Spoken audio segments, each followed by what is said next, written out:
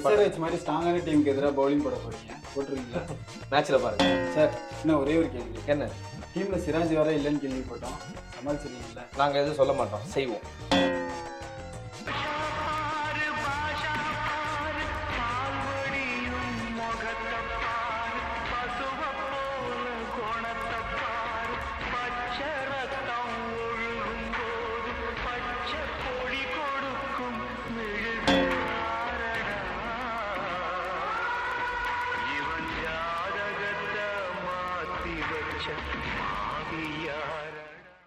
ஆலிநாள் sports நேயர்களே அனைவருக்கும் வணக்கம். நான் விஜய் சிட்டி, என் கூட நிதிஷ் அண்ட் எங்களுடைய ஒளிப்பதிவாளர் பின்னாடி ஆஷிக் இருக்கிறாரு.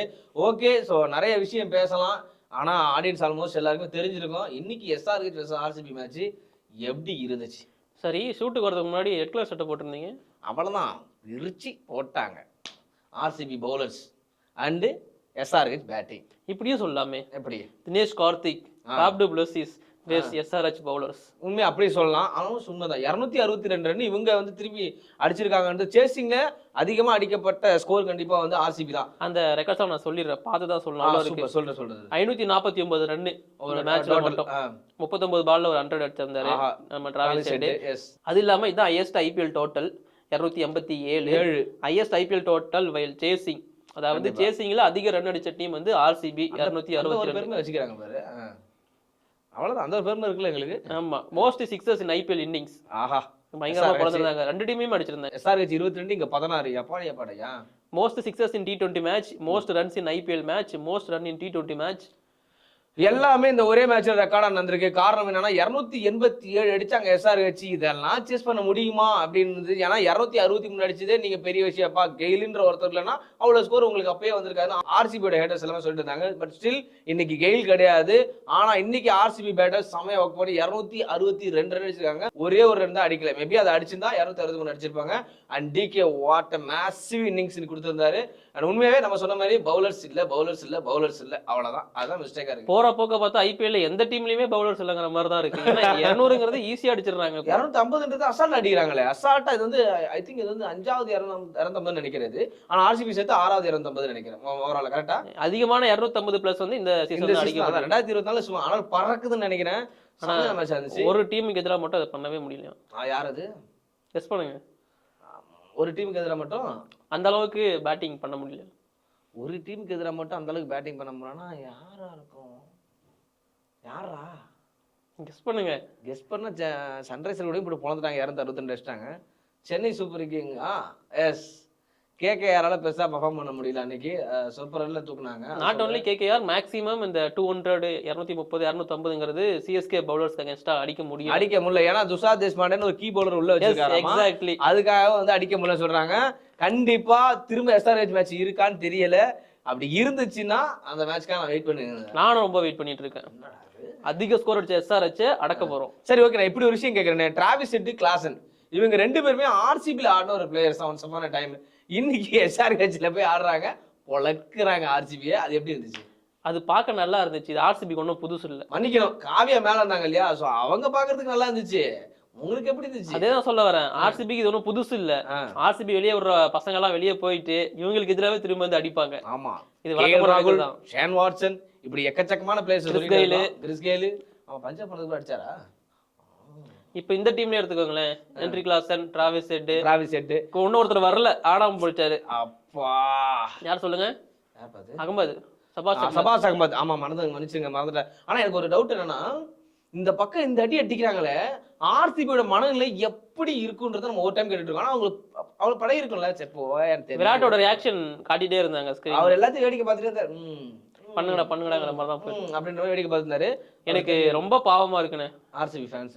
நீ வேற மயானாமதி. இப்ப யாருமே இது வரைக்கும் இல்ல வீடியோ பாக்குறது ஆர்சிபி ஃபேன்ஸ் தான். இன்னைக்கு ஆர்சிபி ஃபேன்ஸ் எங்க இருக்காங்கன்னு தெரியாம மாதிரி போயிட்டு இருக்கு. இன்னைக்கு வந்து எஸ்ஆர்ஹெச் இவ்வளவு அடி அடிச்சாங்கன்னு சொன்னாலும் எதிர்த்து அடிச்சாங்கல்ல, சரியான ஃபைட்டா இருந்துச்சு. அன்னைக்கு வந்து மும்பை நினைச்சு நீ தோத்துருந்து ஒரு ஃபைட் பண்ண பாத்தியா, அதுதான் கடப்பார டீம் அப்படி சொல்லி நிறைய மீன் பார்த்தோம். பட் இன்னைக்கு ஆனா இந்த ரெக்கார்டு இவங்க அடிச்ச உடனே நாங்க தான் ஃபர்ஸ்ட் ரெக்கார்டை கிரேட் பண்ணோம் பாக்கிதான்னு சொல்ற மாதிரி இன்னைக்கு சொன்னாங்க. RCB great. இதுக்கே வில்ஜாக்ஸ் விக்கெட்லாம் அனாமத்தா போச்சு. மேபி அவர்லாம் இருந்தா இன்னும் கொஞ்சம் டஃபா போயிருக்கு, வாய்ப்பு நிறையவே இருக்கு. இப்படி சொல்லி சமாளிச்சுக்க வேண்டியதுதான். ஆமா, வேற வழி இல்ல. சிராஜ் இல்ல இன்னைக்கு களத்துல.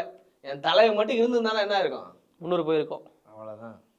எஸ் அந்த நல்லா இருந்துச்சு. அதாவது சிராஜ் வந்து கேப் கொடுத்து லாக்கி ஃபெர்கசன் வந்து உள்ள அமுச்சு விடுவாரு. அவர் உள்ள அமுச்சு விட்டாரு, பால் அவர் வெளில அமுச்சுங்கிறாரு போட்டு போட்டு. அவரோட பால் எல்லாம் வெளியே தான் போயிட்டு நாட் ஓன்லி அவரு டாப்லயே 60+ கொடுத்திருந்தாரு. யாஸ் தயால், அதுக்கப்புறமா லாக்கி ஃபெர்குசன், வைசாக், இல்ல பில் ஜாக்சன் ஏன் நீங்க போட விட்டீங்கன்னு தெரியல. 3 ஓவர் ஃபர்ஸ்ட்ல 2 ஓவர் கிடையாது. ஃபர்ஸ்ட் 2 ஓவர் நல்லா போடுறாரு, அடுத்த ஓவர் விட்டு வெளுத்துறாங்க.